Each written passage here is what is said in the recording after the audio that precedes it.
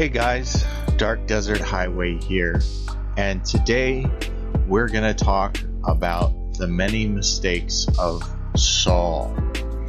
Saul was the first king that was chosen and anointed to lead the Israelites. It was his job to be faithful and be obedient and listen to the words of the Lord that he was commanded and to carry them out. But what you'll see in Saul's life are many moments of failure to listen to the Lord's instruction.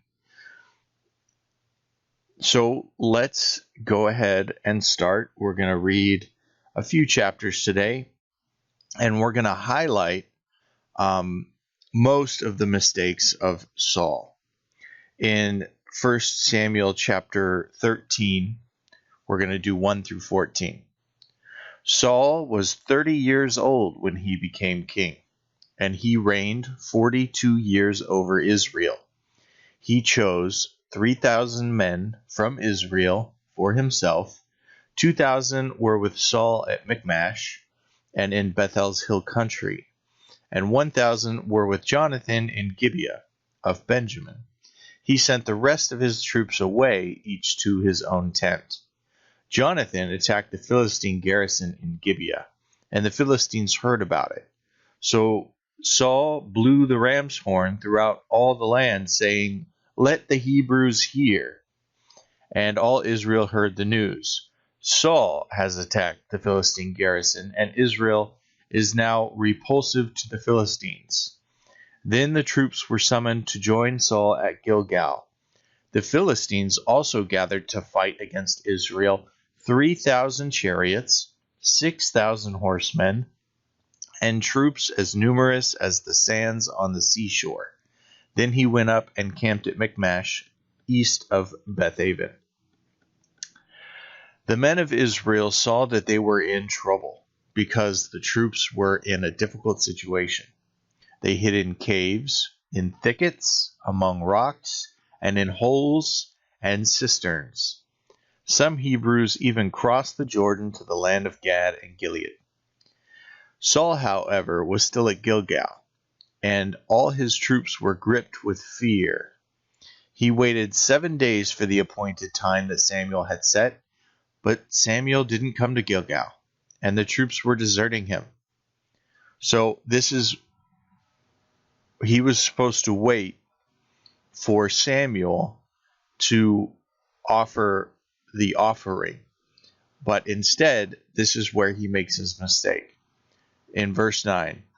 So Saul said, verse 8, he waited 7 days for the appointed time that Samuel had set. But Samuel didn't come to Gilgal, and the troops were deserting him. So Saul said, "Bring me the burnt offering and the fellowship offerings." Then he offered the burnt offering. Just as he finished offering the burnt offering, Samuel arrived. So Saul went out to greet him, and Samuel asked, "What have you done?" Saul answered, "When I saw that the troops were deserting me, and you didn't come within the appointed days, and the Philistines were gathering at Michmash, I thought, the Philistines will now descend on me at Gilgal, and I haven't sought the Lord's favor. So I forced myself to offer the burnt offering." Samuel said to Saul, "You have been foolish. You have not kept the command the Lord your God gave you. It was at this time that the Lord would have permanently established your reign over Israel. But now your reign will not endure. The Lord has found a man after his own heart, and the Lord has appointed him as ruler over his people because you have not done what the Lord commanded." So it didn't take much. It really didn't take much. He had clear instructions about what to do, and he got anxious seeing that his own people were abandoning him, facing such an enemy as this, the Philistines, they were a lot. They were a lot of men. 6,000 horsemen, 3,000 chariots, and troops as numerous as the sand on the seashore. So, yeah, the Philistines gathered around him, and his own men, the Israelites, the Hebrew nation, were hiding because of this great number of an army that came up against him. And Saul had clear instructions to wait for Samuel, but when he looked at the number of people, he was willing to go to war without the blessing. He was anxious. He was about to start, even though he was supposed to wait. Saul, however, was at Gilgal, and all his troops were gripped with fear. He waited 7 days to the appointed time that Samuel set, but Samuel didn't come to Gilgal, and the troops were deserting him. So Saul said, "Bring me the burnt offering and the fellowship offerings." Then he offered the burnt offering. And just as he finished offering the burnt offering, Samuel arrived. So Saul went out to greet him, and Samuel asked, "What have you done?" Saul answered, "When I saw that the troops were deserting me, and you didn't come within the appointed days, and the Philistines were gathering at Michmash, I thought," there he goes thinking, "the Philistines will now descend on me at Gilgal, and I haven't sought the Lord's favor." So the consequence was immediate. After his disobedience, Samuel said to Saul, "You've been foolish. You have not kept the command the Lord your God gave you. It was at this time the Lord would have permanently established your reign over Israel. But now your reign will not endure. The Lord has found a man after his own heart, and the Lord has appointed him as ruler over his people, because you have not done what the Lord commanded." But after this, Saul stays in the position of the king. He doesn't give up his position. Even though he knows that another man has been chosen, Saul continues to act in the office of the king until his death. And he pursues David, and because he learns that David is now the man who has been accepted by the Lord, who should rule over Israel. But Saul doesn't give up his kingship. He chases David. He even aligns with the enemy at some times to chase David all around the desert and all around Israel in order to slay him. So he's not being obedient. He begins to try to end the life of David on multiple times. Like he picked up a spear and threw it at David a couple times, and he pursued him with armies, and David just stayed, one step ahead of him. But we're not going to get into that story. We're going to look at the mistakes back to back that Saul has made. So let's go to chapter 15, 1 Samuel, chapter 15, 1 through 35. Samuel told Saul, "The Lord has sent me to anoint you as king over the people of Israel. Now listen to the words of the Lord. This is what the Lord of armies says.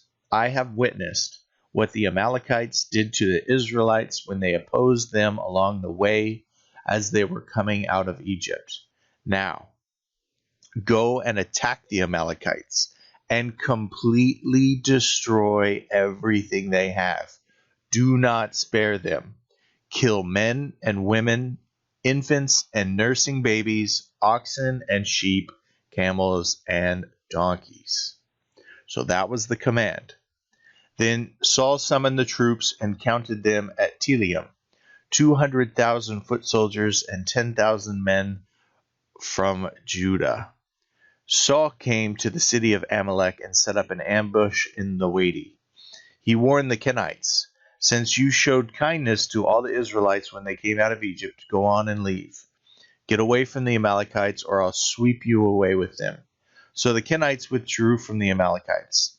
Then Saul struck down the Amalekites from Havilah all the way to Shur, which is next to Egypt. He captured King Agag of Amalek alive. Wasn't supposed to do that. But he completely destroyed all the rest of the people with the sword. Saul and the troops spared Agag. Wasn't supposed to do that. And the best of the sheep, goats, cattle, and choice animals. That was not the instruction he received. As well as the young rams and the best of everything else. They were not willing to destroy them, but they did destroy all the worthless and unwanted things. Then the word of the Lord came to Samuel. I regret that I made Saul king, for he has turned away from following me and has not carried out all my instructions. So Samuel became angry and cried out to the Lord all night. So you can be chosen. You could be anointed and you could be appointed and still be disobedient. And the Lord can regret his election to office. I mean, look, you might be a pastor, you might run a church, you might be the head of the children's ministry, you might be in a prophet or a apostle. You could be somebody who has position. You could be anointed and appointed and still not do what's right. And then the Lord, in this situation, he regretted what he'd done. He regretted that he made Saul king. For he has turned away from following me and has not carried out my instructions. So Samuel became angry and cried out to the Lord all night. 12. Early in the morning, Samuel got up to confront Saul. But it was reported to Samuel, Saul went to Carmel, where he set up a monument for himself. Then he turned around and went down to Gilgal. When Samuel came to him, Saul said, May the Lord bless you. Like nothing's wrong. I have carried out the Lord's instructions. Samuel replied, Then what is the sound of sheep, goats, and cattle that I hear? Saul answered, The troops brought them from the Amalekites and spared the best sheep, goats, and cattle in order to offer a sacrifice to the Lord your God. But the rest we destroyed. Stop, exclaimed Samuel. Let me tell you what the Lord said to me last night. Tell me, he replied. Samuel continued, Although you once considered yourself unimportant, haven't you become the leader of the tribes of Israel? The Lord anointed you king over Israel, and then sent you on a mission and said, Go and completely destroy the sinful Amalekites. Fight against them until you have annihilated them. So why didn't you obey the Lord? Why did you rush on the plunder and do what was evil in the Lord's sight? But I did obey the Lord, Saul answered. I went on the mission the Lord gave me. I brought back King Agag of Amalek, and I completely destroyed the Amalekites. The troops took the sheep, goats, and cattle from the plunder, the best of what was set apart for destruction, to sacrifice to the Lord your God at Gilgal. So he's blaming the troops. He's shucking responsibility for this. In his own eyes, he was doing what he was supposed to do, but he wasn't. He's shifting the blame, and he's saying, we did it because we were going to sacrifice them to the Lord our God. Then Samuel said, 22, Does the Lord take pleasure in burnt offerings and sacrifices as much as in obeying the Lord? Look, to obey is better than sacrifice. To pay attention is better than the fat of rams. For rebellion is like the sin of divination, and defiance is like wickedness and idolatry. Because you have rejected the word of the Lord, he has rejected you as king. Saul answered Samuel and said, I have sinned. I have transgressed the Lord's command and your words, because I was afraid of the people. I obeyed the people. I obeyed them. Now, therefore, please forgive my sin and return with me so I can worship the Lord. Samuel replied to Saul, I will not return with you because you rejected the word of the Lord. The Lord has rejected you from being king over Israel. So you cross that line and it's over. It's done. It's done. You had your chance. Saul still had a life afterwards, but in the position that he was in the instruction that he had received, he had now been rejected. He stubbornly still keeps his position. Despite the Lord's rejection of him, he still prances around like a king. Nobody pushed him out. It was just the Lord and Samuel that were saying this. So nobody rose up against him and removed him from office. He still continued in the office that he was in. Even though another man had been appointed for the office, he got jealous of this other man, David, and went to go kill him to keep his office. So he's just making mistakes after mistakes. It's just the many, many failures of Saul in his life. So let's go back to 30. Saul said, I have sinned. Please honor me now. Oh, no, wait. 27. When Samuel turned to go, Saul grabbed the corner of his robe, and it tore. Samuel said to him, the Lord has torn the kingship of Israel away from you today, and has given it to your neighbor who is better than you. Furthermore, the Eternal One of Israel does not lie or change his mind, for he is not a man who changes his mind. So it's over. It's done for Saul. Saul said, I have sinned. Please honor me now before the elders of my people and before Israel. Come back with me so I can bow and worship to the Lord your God. Then Samuel went back following Saul, and Saul bowed down to the Lord. Samuel said, bring me King Agag of Amalek. Agag came to him trembling, for he thought, certainly the bitterness of death has come. Samuel declared, as your sword made women childless, so your mother will be childless among women. Then he hacked Agag to pieces before the Lord at Gilgal. Samuel went to Ramah, and Saul went up to his home in Gibeah of Saul. Even to the day of his death, Samuel never saw Saul again. Samuel mourned for Saul, and the Lord regretted that he had made Saul king over Israel. So just another thing. Let's go to 28. Chapter 28. Oh man, I really messed up there.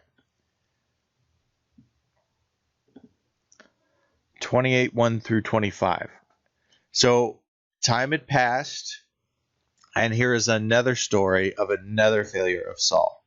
At that time, the Philistines gathered their military units into one army to fight against Israel. So Achish said to David, you know, of course, that you and your men must march out in the army with me. David replied to Achish, good, you will find out what your servant can do. So Achish said to David, very well, I will appoint you as my permanent bodyguard. By this time, Samuel had died. So Samuel is dead, the prophet of the Lord, who had anointed Saul in the beginning of his reign over Israel.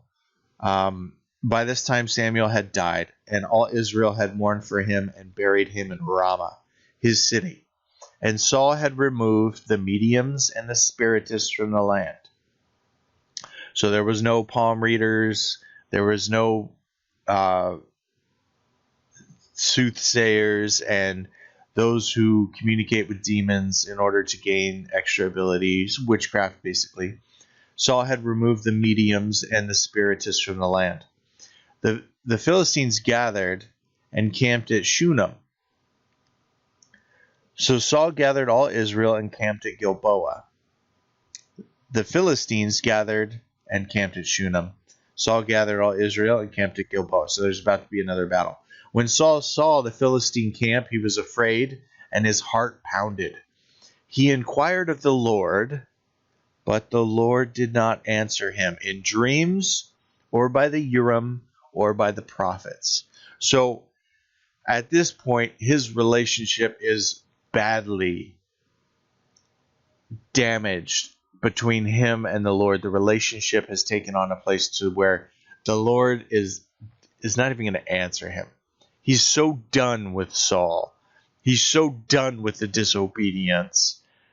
I mean, Saul kept the kingship, even though he was removed from office. Another man was appointed, and instead of bowing out of the position and being like, you know what, I messed up, he kept his rule over Israel and sought to end the life of David, even though David didn't do anything wrong against him. And then David, even though he had opportunity to kill Saul, wouldn't touch Saul, and the whole story along with that. But by this time, the Lord was done with Saul and his disobedience. And it had created a big rift in the relationship, because he continued to do whatever he felt like he wanted to do instead of humbling himself before the Lord and obeying. He messed up. He messed up, and it was done. The kingdom had been taken away from him. But he just kept messing up. So he knew the consequence of the behavior that he had, the way that he obeyed or disobeyed the Lord's instruction, but he continued. Instead of being like, woe is me, you're right, I completely screwed up, let me save the rest of my life with some face, right? Let me save some face and just be the guy who blew it once. But he wasn't. He kept on blowing it and kept on blowing it. So by this time, the Lord isn't even answering him through prophets, through the Urim, or in dreams. The Lord's not even speaking to him. So Saul said to his servants in verse 7, "Find me a woman who is a medium so I can go and consult her." His servants replied, "There is a woman in Endor who is a medium." Saul disguised himself by putting on different clothes and set out with two of his men. They came to the woman at night, and Saul said, "Consult a spirit for me. Bring up for me the one I tell you." But the woman said to him, "You surely know what Saul has done, how he has cut off the mediums and spiritists from the land. Why are you setting a trap for me to get killed?" And then Saul swore to her by the Lord, "As surely as the Lord lives, no punishment will come to you from this." "Who is it that you want me to bring up for you?" the woman asked. "Bring up Samuel for me," he said. When the woman saw Samuel, she screamed, and then she asked Saul, "Why did you deceive me? You are Saul." But the king said to her, "Don't be afraid. What do you see?" "I see a spirit form coming up out of the earth," the woman answered. Then Saul asked her, "What does he look like?" "An old man is coming up," she replied. "He's wearing a robe."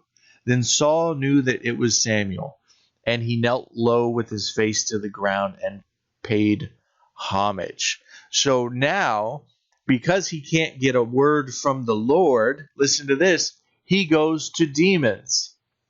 He goes to a spiritist who practices a relationship with demons in order to bring up Samuel, in order to get some answer to his question. So in the face, in realizing that the Lord isn't going to speak to me, I'm now going to go to demons to get the answer that I want. "Why have you disturbed me by bringing me up?" Samuel said to Saul. "I'm in serious trouble," replied Saul. "The Philistines are fighting against me, and God has turned away from me. He doesn't answer me anymore, either through the prophets or dreams. So I've called on you to tell me what I should do." Samuel answered, "Since the Lord has turned away from you and has become your enemy, why are you asking me? The Lord has done exactly what he said through me. The Lord has torn the kingship out of your hand and given it to your neighbor David. You did not obey the Lord and did not carry out his burning anger against Amalek. Therefore, the Lord has done this to you today. The Lord will also hand Israel over to the Philistines along with you, and tomorrow you and your sons will be with me. And the Lord will hand Israel's army over to the Philistines." Whew, harsh. Immediately, Saul fell flat on the ground. He was terrified by Samuel's words and was also weak because he had not eaten anything all day and all night.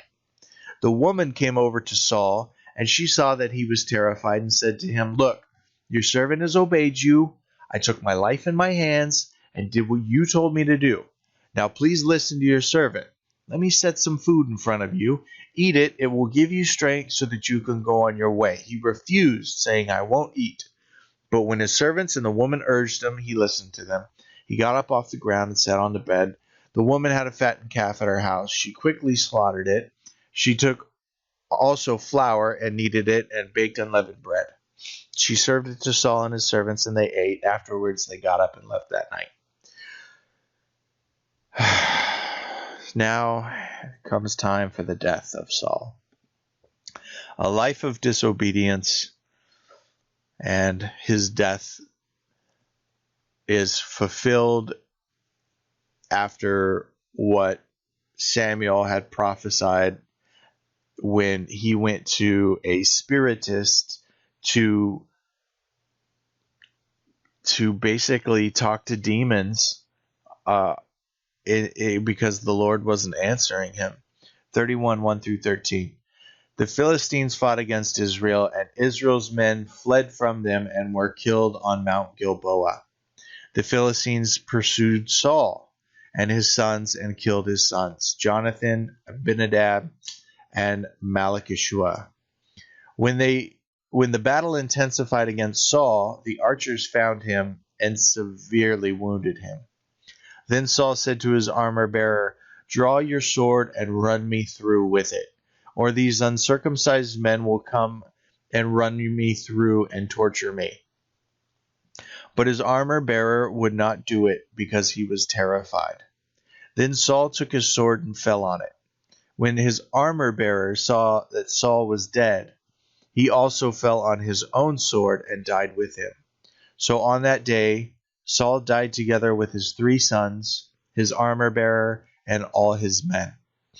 When the men of Israel on the other side of the valley and on the other side of Jordan saw that Israel's men had fled and that Saul and his sons were dead, they abandoned the cities and fled.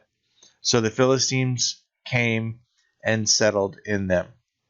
The next day, when the Philistines came to strip the slain, they found Saul and his 3 sons dead on Mount Gilboa.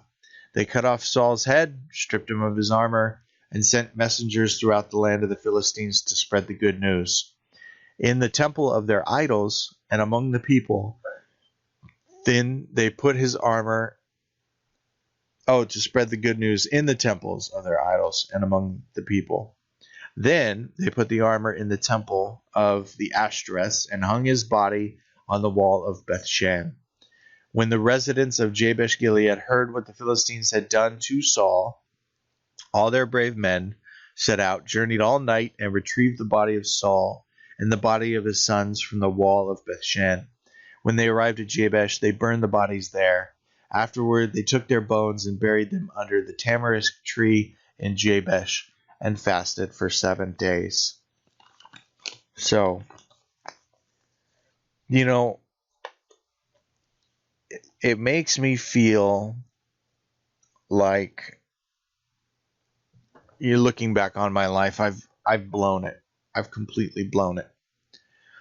But you got to come to a place where, despite all the evil things that I have done, I will finally humble myself before the Lord. Now, I might have blown it and lost out on something great, because I was disobedient. and ignorant and foolish and stupid and opened my mouth, and just corruption came out of me.